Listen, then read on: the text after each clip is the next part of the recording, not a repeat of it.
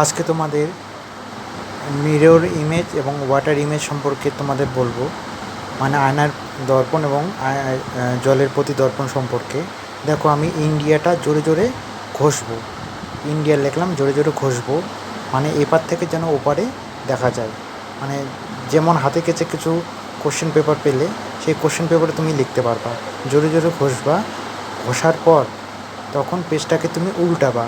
পেজটাকে উল্টানোর পরে দেখবে আমি সেম দেখাচ্ছি, দেখো কীভাবে উল্টাতে হয়। অপশান 4টা থাকবে, সেই এই যে উল্টানোর পর যে 4টা অপশানের মধ্যে যে অপশানটার সেম মিলে যাবে সেই অপশানটা তোমার রাইট অ্যান্সার হবে। এবং তোমার হচ্ছে জলপ্রতিদর্পণটা বলছি, জলপ্রতিদর্পণটা ঠিক উল্টাবে। যেই উল্টানোর পরে যে অপশানটা সেম মিলবে সেটাই হচ্ছে ওয়াটার ইমেজ। ঠিক আছে? আর চ্যানেলটাকে সাবস্ক্রাইব করো আরও আপডেট পেতে। ধন্যবাদ।